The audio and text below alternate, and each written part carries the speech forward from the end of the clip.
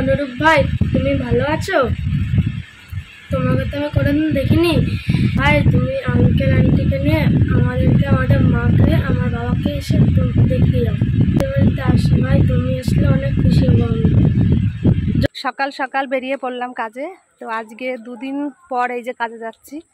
দুদিন ছুটি হয়েছিল, তোমাদের দাদাভাইয়ের হসপিটাল নিয়ে যাওয়ার দিন ছিল, তারপর ছেলেও অসুস্থ ছিল খুব, সেই কারণে। তো দুদিন পর আসে কাজে যাচ্ছি, মনে বলছে না যে একটু কাজে যাই, তবুও তো যেতে হবে কাজে। আর সকালবেলা তোমাদের দাদাভাইয়ের জন্য আজকে টিফিন রান্না করেছি, মানে ডালিয়া করিনি, আজকে ফেনা ভাত করেছি।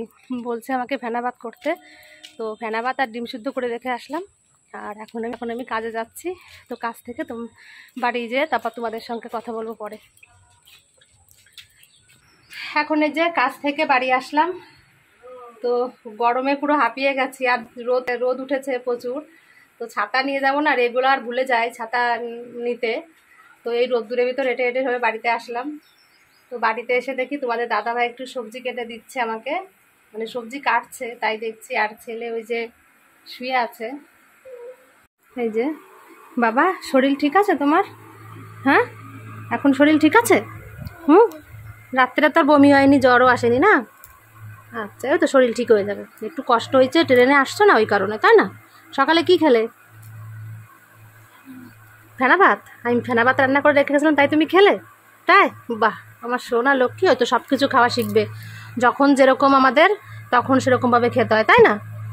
আচ্ছা, তুমি তোমার লক্ষ্মী সোনা, তুমি সমস্ত কিছু বোঝো না, আমাদের কষ্ট দুঃখ শোনা। আমার লক্ষ্মী, আমার সোনা বাবা। ঠিক আছে, থাকো। এই যে তোমাদের দাদাভাই দেখো আমাকে একটু সবজি কেটে দিচ্ছে, ওই যে। তো এরকম একটু দেখলে তো ভালো লাগে বাড়িতে এসে। আর যদি শুয়ে থাকে না, মানে খুব কষ্ট হয়। এই কষ্ট করে বাড়িতে এসে যদি দেখি শুয়ে থাকে, তখন যে কি কষ্ট হয় তোমাদের আর কি বলবো। করো, একটু কাজ করে দাও, মনটাও ভালো লাগবে তোমার। মাঝে মাঝে একটু কাজ করতে লাগে। তো যাই হোক, তোমাদের দাদাভাইকে দেখে একটু ভালোই লাগছে যে বাড়িতে এসে দেখি যে সবজি কেটে দিচ্ছে আমাকে। তো এখন আর তোমাদের সঙ্গে বেশি কথা বলছি না, আমার অবস্থা খুবই খারাপ। সকাল থেকে এখনো কিছু খাইনি। রুটি করেছিলাম ওই বাড়িতে, মানে কাজের বাড়িতে, কিন্তু রুটি খেতে পারিনি। রুটি বাড়িতে নিয়ে আসছি, তো ছেলেটা যদি খায় ওই কারণে। তো ছেলে বলে ফেনা ভাত খেয়েছে, যাক খুব ভালো হয়েছে। আর এখন আমি ঘরের টুকটাক কাজ আছে, এগুলো করি, আর রান্না করতে হবে আমাকে। জলও চলে আসছে। এই কাজকর্ম সব সেরে রান্না করে স্নান করে উঠলাম। আজকে অনেক সকালে আমার কাজ হয়ে গেছে, বাড়িতে এসেই বসে নি। খিদে পেয়েছে তোমার? আচ্ছা, দেবো, ভাত বসো। তো আজকে আমার অনেক সকালে কাজ হয়ে গেছে বলতে, তোমাদের দাদাভাই তো আজকে সবজি টবজি সব কেটে রেখেছে, তো ওই জন্য রান্না করতে আমার বেশি অসুবিধা হয়নি, ঝটাপট রান্না করতে পেরেছি। আজকে বাড়িতে এসেও বসিনি, কারণ জল এসে গেছিলো বাড়িতে এসে দেখি। তো সেজন্যই রান্নাটা তাড়াতাড়ি হয়ে গেল। আর এখন তো যে ছেলের খিদে পেয়েছে, ভাত দেবো খেতে। আর তোমাদের দাদাভাই আগে খেয়ে নিয়েছে।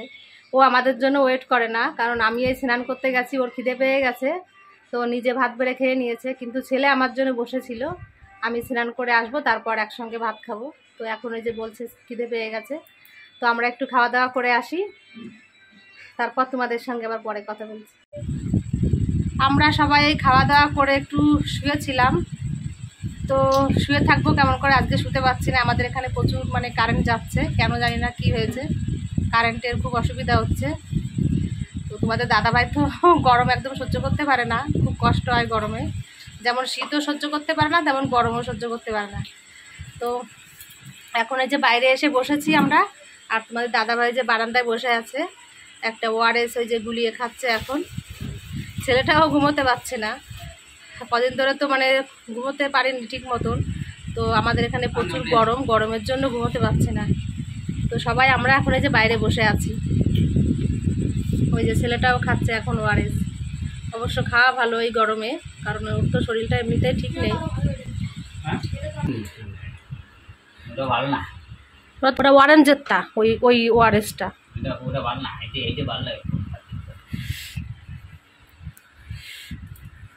এখন এই যে কারেন্ট আসলো, সব বসে আছে, এই যে কারেন্ট যাচ্ছে আর আসছে এখানে। হ্যাঁ না আমি খাবো না, তোমরা খাও। আর তোমাদের দাদা ভাইয়ের একটা জিনিস দেখাই, এদিক ঘোরো তো।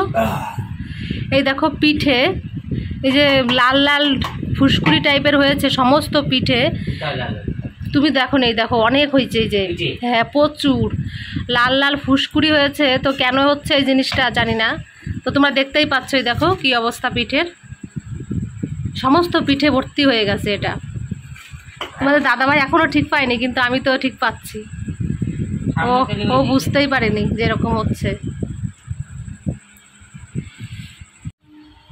আমাদের আজকে আর ঘুম হলো না, বাইরে আমাদের আজকে দিন কাটাতে হচ্ছে। তো এই যে ছেলেটা তো কালকে খুব শরীর খারাপ ছিল, তো ওষুধ খেয়েছে, ওষুধ খেয়ে মোটামুটি ঠিক আছে, কিন্তু ওর পেটে ব্যথাটাই কমছে না।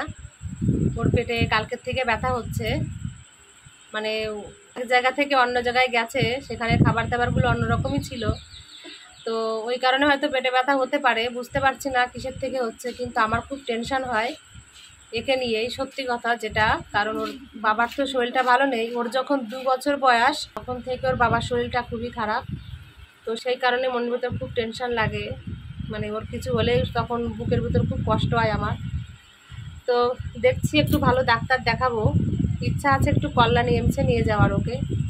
দেখি ডাক্তারের সঙ্গে এবার যে আমি কথা বলবো যে ওকে একটু দেখানোর জন্য আর কি, পেটের জন্য, পেটের সমস্যায় যে গ্যাস হচ্ছে ওই কারণে। দেখি ডাক্তার কি বলে, যদি বলে যে নিয়ে আসতে ওখানে, তো আমি ওকে নিয়ে যাব, একটু চেক আপ করিয়ে আসবো, দেখি কি হয়। কালকে তো মানে জ্বর, পেটে ব্যথা, বমি সব কিছুই ছিল। আজকে শুধু মানে জ্বরটা নেই, মাথা যন্ত্রণাটাও কমেছে, কিন্তু পেটে ব্যথাটা কমছে না।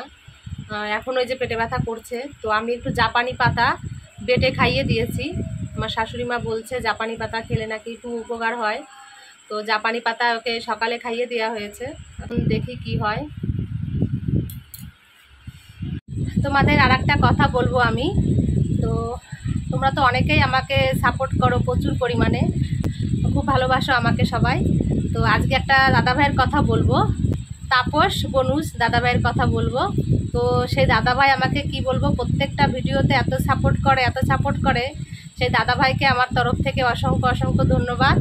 দাদাভাইয়ের ছোট একটা বাচ্চা আছে, দিদিভাই আছে। তো সেই দিদিভাই ছোট্ট সোনা আমাদের ভ্লগ দেখে, দাদাভাই আমাকে বলেছে। তো সেই ছোট্ট সোনাকে আমার অনেক ভালোবাসা, অনেক আদর।